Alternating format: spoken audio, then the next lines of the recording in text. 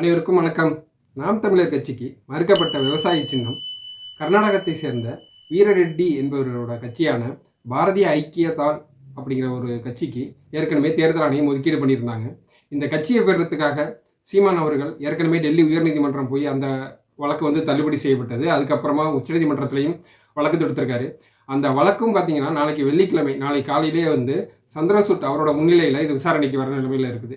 நாளைக்கு 12 மணி அளவில் 1 மணி அளவிலலாம் நாம் தமிழர் கட்சிக்கு எந்த சின்னம், அந்த சின்னம் விவசாய சின்னம் கொடுக்கப்படுமா அப்படிங்கிறத பற்றி இறுதியான முடிவு தெரிஞ்சிடும். அப்படி அந்த முடிவு நாம் தமிழர் கட்சிக்கு ஒரு இடையூறா, அதாவது அந்த சின்னம் கிடைக்காத பட்சத்தில் அவங்க வேறு சில சின்னங்களை சூஸ் பண்ணுறதுக்காக ஒரு 10 சின்னங்கள் அளவுக்கு தேர்ந்தெடுக்கப்பட்டிருக்கதா ஒரு செய்திகள் வெளியில் வருது.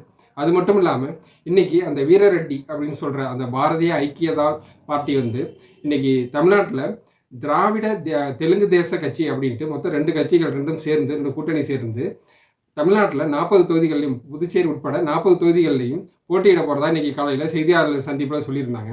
அதோட இங்கே மாநில தலைவராக இருக்கிற பாலகிருஷ்ணன் என்பவர் இன்னைக்கு செய்தியாளர் சந்திப்பு நடத்தி அதை வெளியிட்டார்.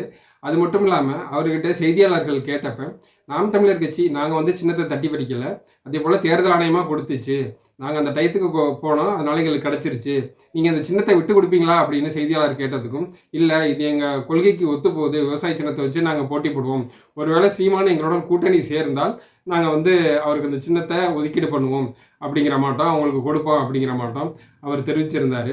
ஆனால் அதுக்கு வாய்ப்பு கிடையாது. கிட்டத்தட்ட 90% கிட்ட இந்த விவசாய சின்னம் நாம் தமிழருக்கு கிடைக்காதுங்கிறது உறுதியாக இருக்குது. ஆனால் விவசாய சின்னம் அப்படிங்கிறது மட்டும் இல்லை, சீமான் நாம் தமிழர் கட்சியை பொறுத்த வரைக்கும் அவங்களுக்கு ஒரு சொம்பு சின்னத்தை கொடுத்தாலும் அவங்க அதில் நின்று அவங்களுக்கு போடக்கூடிய இளைஞர்கள் மற்றும் அவருக்கு விழ வேண்டிய வாக்குகள் கண்டிப்பாக விழுவும் அப்படிங்கிறது மாற்று கருத்து இல்லை. ஆனால் இப்படி அடுத்தடுத்து நாம் தமிழர் கட்சிக்கு ரொம்ப ஒரு முடக்கப்படுற நிலைமையில் இப்படி மாறி மாறி செய்வதற்கான காரணமாக என்ன பார்க்கப்படுது அப்படின்னா, பிஜேபியாக இருக்கட்டும், இல்லை அதிமுக, இல்லை திமுக, அவங்க எல்லாருக்குமே வெளியில் அவங்க நேரடியாக விமர்சிக்கலை அப்படின்னாலும் நாம் தமிழர் கட்சியோட ஓட் பேங்கு அவங்களுக்கு ஒரு தலைவலியான விஷயம் தான். ஏன்னா கிட்டத்தட்ட 30 லட்சம் ஓட்டுக்கு அதிகமான வச்சுருக்கிறவங்க எந்தெந்த தொகுதியில் வெற்றி வாய்ப்பை பறிக்க போகிறாங்க, இல்லை வேற ஒருத்தவங்களுக்கு மாற்றி விட போகிறாங்க அப்படிங்கிறது இந்த தேர்தல் முடிந்ததுக்கு அப்புறம் தான் தெரியும். அதை நம்ம முன்கூட்டியே சொல்ல முடியாது. ஆனால் அது 30 லட்சம்ங்கிறது ஒரு அதிகப்படியான வாக்கு தான். அதனால் அதை கம்மி பண்ணணும், அதை மட்டுப்படுத்தணும் அப்படிங்கிறதுனால இந்த விவசாய சின்னத்தை வச்சு இப்போ நாம் தமிழர் கட்சி, ஏன்னா 3வது இடத்துல இருக்கிற இந்த நாம் தமிழர் கட்சியோட ஓட் பேங்கை அந்த கட்சியில் உள்ளவங்களை உள்ள வேறு கட்சிக்கு இழுக்கிறது, இல்லை சார்ந்திருக்க கொள்கையில் உள்ள கட்சிக்கு இழுக்கிறது மிகவும் ரொம்ப கடினமான விஷயமா இருக்குது. பணம் கொடுத்தாலும் அந்த வேட்பாளர்களை விலைக்கு வாங்குறது ரொம்ப கஷ்டமாக இருக்கிற நிலைமையில் அவங்க சின்னம் இது மாட்ட விஷயத்தை தான் கை வைக்க வேண்டியதாக இருக்குது. இப்படிப்பட்ட சூழ்நிலையில் தான் இது மாட்ட சின்னங்களுக்கு ஏற்படுற அநீதிகளை தடுக்கிறதுக்காக இவர் மேலுக்காகவும் அவர் உச்சநீதிமன்றம் ஏற்கனவே போயிருக்கிறாரு. இப்படிப்பட்ட நிலைமையில் அவர் 40 தொகுதிகளுக்கும் வேட்பாளர்களை அறிவித்த நிலையில் அந்த சின்னம் என்னங்கிறது ஒரு கேள்வி எழுந்துக்கிட்டே இருந்தது. இப்படிப்பட்ட நிலைமையில் நாம் தமிழர் கட்சியை சேர்ந்தவங்க அங்கங்கே சுவரொட்டியாக ஒரு ட்ரெண்டை இப்போ ஏற்படுத்திட்டு வர்றாங்க. அது என்ன அப்படின்னா, சமூக வலைதளங்கள்லையும் அது ரொம்ப இப்போ ட்ரெண்டிங்காக போயிட்டுருக்கு. நாம் தமிழர் கட்சியோட சின்னம் என்ன அப்படிங்கிறது தான் இப்போ எல்லாருமே ரொம்ப ஹேஷ்டேக்காக ஒன்று போயிட்டுருக்குது. அது மட்டும் ஒரு கியூரியாசிட்டி உருவாக்குறதுக்காக இந்த நம்ம விளம்பரத்துலலாம் வரும் இல்லையா, உருவாக்கி என்ன கிடைக்கும் அப்படிங்கிற மாட்டோம் ஒரு விளம்பர பாணியை நாம் தமிழர் கட்சியும் சீமானும் கையில் எடுத்திருக்காங்கன்னு தான் சொல்லணும். இப்படிப்பட்ட நிலைமையில் நாளைக்கு இந்த சின்னம் மறுக்கப்பட்டுருச்சு, இது கிடைக்கிறதுக்கு வாய்ப்பு இல்லை அப்படிங்கன்னு நம்ம என்ன பேசினாலும் இது கிடைக்கிறதுக்கு ரொம்ப ஒரு கம்மியான ஒரு வாய்ப்பு தான் இருக்குது. இதுக்கு பின்னாடி பிஜேபி இருக்கிறாங்க, தேர்தல் ஆணையம் இருக்கிறாங்க, இதெல்லாம் 2வது கட்டம். இதெல்லாம் அது இருக்கிறாங்கன்னு தான் நமக்கு வெட்ட வெளிச்சமாக தெரியுது. அதை பேசிகிட்டு இருந்தும் ஒரு பயன் இல்லை. அதனால் அவங்க அடுத்த கட்டமாக சில சின்னங்களை எடுக்கிறதுக்காக சிலதை தேர்வு பண்ணியிருக்கிறதா செய்தி வந்தது. அந்த செய்தியின் அடிப்படையில் எந்தெந்த சின்னங்கள்லாம் எடுக்கப்பட அதிக வாய்ப்பு இருக்குது அப்படின்னு பார்த்துக்கிட்டோம் அப்படின்னா, தேர்தல் ஆணையத்தால் அங்கீகரிக்கப்பட்ட கட்சிகளுக்குன்னு சில சின்னங்கள்லாம் ஒதுக்கீடு பண்ணியாச்சு. அதுபோக அங்கீகரிக்கப்படாத கட்சிக்கிட்டு மொத்தம் ஒரு 193 சிம்பிள்ஸ் இருக்குது. அதில் தான் இந்த மாம்பழம், டார்ச் லைட்டு, இந்த பானை இதெல்லாம் வர்றதெல்லாம். ஏன்னா பானை, டார்ச் லைட்டு இதெல்லாம் இன்னும் எந்தெந்த அந்தந்த கட்சிக்கெல்லாம் அந்த பம்பரம் இதெல்லாம் இன்னும் மதிமுகவோ விசிகாவோ யாருக்குமே கொடுக்கல.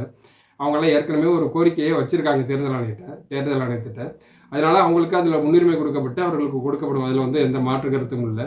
இப்படி இருக்கிற நிலைமையில் நாம் தமிழர் கட்சிக்கு எந்தெந்த சின்னம் கேட்க அதிக வாய்ப்பு இருக்குது அப்படின்னு பார்த்தோம்னா, கலப்பை, அதாவது நம்ம ஏற்கலப்பை சொல்லுவோம் இல்லையா, அந்த ஏற்கலப்பை சின்னம் இருக்குது.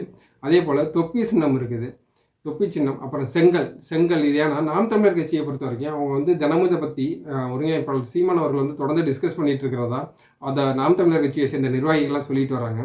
அப்படி இருக்கிறப்ப இந்த செங்கல், தொப்பி, இந்த கலப்பை, அப்புறம் படகு, படகு அந்த சின்னமும் இன்னும் இருக்குது. அதே போல் இந்த ஒரு தள்ளுவண்டி, ஒரு வயசானவங்க இழுத்துட்டு போகிற மாட்டோம் ஒரு தள்ளுவண்டியும் இருக்குது. அதுபோக எல்லாரும் ரொம்ப நாளாகவே இந்த ஒரு சின்னத்தை கொடுப்பாங்க அப்படின்னு கேட்பாங்க அப்படின்னு எதிர்பார்த்துட்டு இருக்காங்க. அப்படிப்பட்ட செருப்பு சின்னமும் இன்னும் இந்த 193 சின்னத்தில் ஒரு சின்னமாக இருக்குது. அதே போல் சங்கு முழங்குதல் அப்படிங்கிற ஒரு சின்னமும் இருக்குது. குப்பை தொட்டி இந்த சின்னமும் இருக்குது. இது முக்கிய விசில், அப்புறம் விசில் சின்னம். இந்த சின்னங்கள்லாம் ரொம்ப மக்களுக்கு ரொம்ப ஃபெமிலியரானது, ரொம்ப ஒரு அடிக்கடி அவங்க பார்க்குற சின்னம் அப்படின்ட்டு நம்ம சொல்லலாம். அதனால் இதிலிருந்து அவங்க அதிகபட்சமாக தேர்ந்தெடுக்கிறதுக்கான வாய்ப்பு அதிகம்ட்டு நம்ம சொல்லலாம். இன்னமும் நம்ம விவசாய சின்னம் இதனால் கிடைக்கும், இன்னும் நம்ம 2 வருஷம் வருமான வரி கட்டி அதெல்லாம் சொல்லிட்டு இருக்கிறதுனால அதை கடந்து நம்ம அடுத்து பார்த்தோம் அப்படின்னா இந்த சின்னங்கள் தான் இருக்குது. இதிலேருந்து ஒரு சின்னத்தை தான் அவங்க தேர்ந்தெடுப்பாங்க அப்படின்ட்டு அந்த நிர்வாகிகள்லாம் சொல்லிட்டு வர்றாங்க. அது மட்டும் இல்லாமல் அடுத்த வாரம் திங்கள் செவ்வாயில் நாம் தமிழர் கட்சி அந்த 40 தொகுதி வேட்பாளர்களையும் அறிமுக கூட்டம் சீமான் இன்னும் பிரச்சாரத்துக்கு ஆரம்பிக்கலை. இந்த 40 பேரையும் ஒரே மேடையில் வச்சு அறிமுகப்படுத்தி தன் சின்னத்தையும் அறிமுகப்படுத்துவார் அப்படின்ட்டு எதிர்பார்க்கப்படுது. இந்த சின்னம் பறிக்கப்பட்டது சம்மந்தம், விவசாய சின்னம் நாம் தமிழர் கட்சியிலிருந்து பறிக்கப்பட்டது சம்மந்தமாக அந்த ஒரு சில அரசியல் விமர்சகர்கள் பத்திரிகையாளர்கள்ட்டெல்லாம் கேட்டப்ப இதுவே ரொம்ப ஒரு அநீதியான விஷயம் அப்படின்ட்டு தேர்தல் ஆணையத்தை மேலே குற்றம் சாட்டியிருக்கிறாங்க.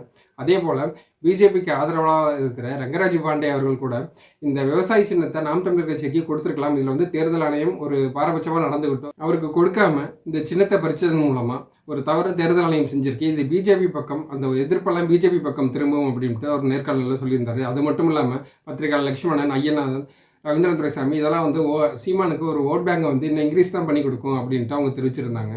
பொறுத்திருந்து பார்ப்போம் இது எது மாட்டம் இதெல்லாம் வருதுன்ட்டு. ஏன்னா நாளைக்கு விசாரணைக்கு வருது, நாளைக்கு 12 மணிக்குள்ளே அது விசாரணை வந்துடும், சந்திரசூட் அவர்த்த முன்னிலையில் வருது.